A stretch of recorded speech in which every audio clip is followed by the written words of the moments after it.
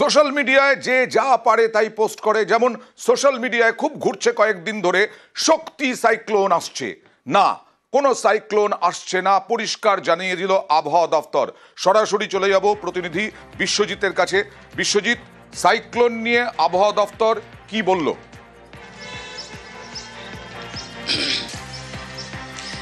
না, এখনো পর্যন্ত যে সাইক্লোজেনেসিস সিচুয়েশান বঙ্গোপসাগরে রয়েছে, আবহাওয়া দপ্তর জানিয়ে দিল স্পষ্ট যে এইরকম কোনো সম্ভাবনা এখনো পর্যন্ত তাদের কাছে নেই।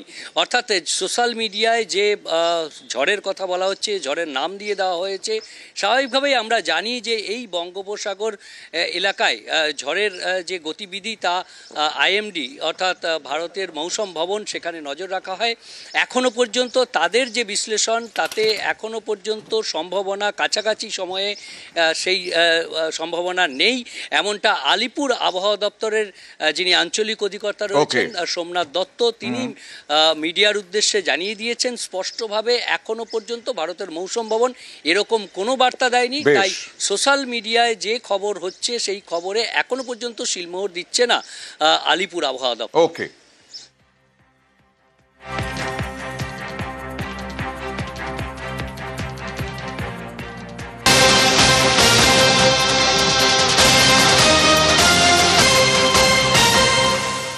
আর সাইক্লোন তো আসছে না, কিন্তু বৃষ্টি আসবে কবে একটাই প্রশ্ন দক্ষিণবঙ্গের। যেমন দক্ষিণবঙ্গ তীব্র গরমে পুড়ছে, আবার উত্তরবঙ্গের ঠিক ছবিটা আলাদা। বৃষ্টিতে ভেসে যাচ্ছে উত্তরবঙ্গ। উত্তরবঙ্গের টানা মুষলধারায় বৃষ্টি, ডুয়ার্সে দেখছেন সম্পূর্ণ বিপরীত ছবি। অস্বস্তিকর আবহাওয়া দক্ষিণবঙ্গে, গরম তার সঙ্গে ঘাম, প্যাচপ্যাচে অবস্থা। আর উত্তরবঙ্গে নাগাড়ে বৃষ্টি, ডুয়ার্সে রাত থেকে মুষলধারায় বৃষ্টি, বিভিন্ন জায়গায় লাগাতার বৃষ্টি। কালজানি নদীতে জল বেড়ে বিপত্তি, ঝড়ে ক্ষতিগ্রস্ত উত্তর দিনাজপুরের চোপড়ার একাধিক গ্রাম।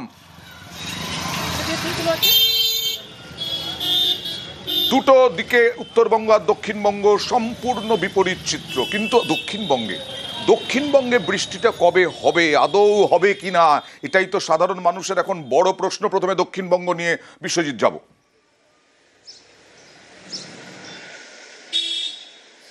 একদমই, দক্ষিণবঙ্গে আমরা গত কয়েকদিন দেখেছি হিট ওয়েভ হয়েছে, এমনকি সল্টলেক এবং এয়ারপোর্টের কাছাকাছি অঞ্চল দমদম, সেখানেও কিন্তু তাপপ্রবাহের মতো পরিস্থিতি তৈরি হয়েছে। 40 ডিগ্রি পেরিয়ে গেছিল সল্টলেকের তাপমাত্রা, দমদমের তাপমাত্রা 40 ডিগ্রির বেশি, 43 ডিগ্রির বেশি অর্থাৎ কলাইকুণ্ডাতে। অর্থাৎ সব মিলিয়ে তাপপ্রবাহের পরিস্থিতি ছিল পশ্চিমের জেলাগুলিতে, এমনকি দমদমেও একদিন তাপপ্রবাহের পরিস্থিতি হয়েছিল। গরম এবং অস্বস্তিতে নাজেহাল ছিল দক্ষিণবঙ্গ। আজ থেকে এই আবহাওয়ার পরিবর্তন হবে। আজও সকালের দিক থেকে দুপুর পর্যন্ত গরমে অস্বস্তি পশ্চিমের জেলাগুলিতে বেশি। তবে কলকাতায় তাপমাত্রার পরিবর্তন হতে পারে, পরিস্থিতির পরিবর্তন হতে পারে দক্ষিণবঙ্গে, কিন্তু উত্তরবঙ্গের পরিস্থিতি কবে পরিবর্তন হতে পারে বিশ্বজিৎ?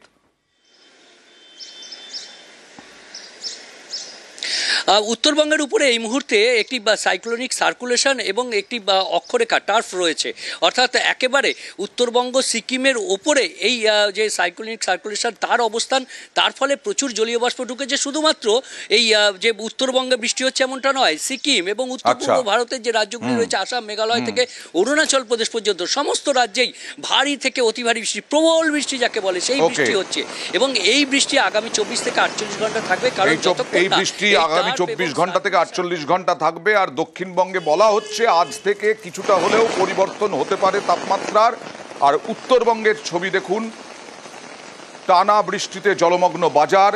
আলিপুরদুয়ারের শিলবাড়ি হাটবাজার জল থই থই, 1 নম্বর ব্লকের শিলবাড়ি হাটবাজার চরম দুর্ভোগে ব্যবসায়ীদের একাংশ। এরপরেও আবার 24 থেকে 48 ঘন্টা এই বৃষ্টি চলবে। ধূপগুড়ির ছবি দেখুন এবার। গতকাল রাত থেকে নাগাড়ে এক ধারায় মুষলধারায় বৃষ্টি, বিভিন্ন জায়গায় জল জমে গেছে, নিকাশি নালাগুলো উপচে উঠছে। রাত থেকে নাগাড়ে বৃষ্টিতে এখানেও সাধারণ মানুষ সমস্যায়, বিদ্যুৎহীন হয়ে পড়েছে ধূপগুড়ি শহরের একাংশ, কারণ ঝড়ও হচ্ছে তার সঙ্গে। আর যেটা বলছিলেন আমাদের প্রতিনিধি বিশ্বজিৎ, শুধু তো উত্তরবঙ্গেই নয়, উত্তর সিকিমেও রাতভর বৃষ্টি, টানা বৃষ্টির জেরে বন্ধ রাস্তা। ইউমথাং থেকে লাচেনের মধ্যে রাস্তা বন্ধ, আটকে পড়া পর্যটকদের উদ্ধারে তৎপরতা।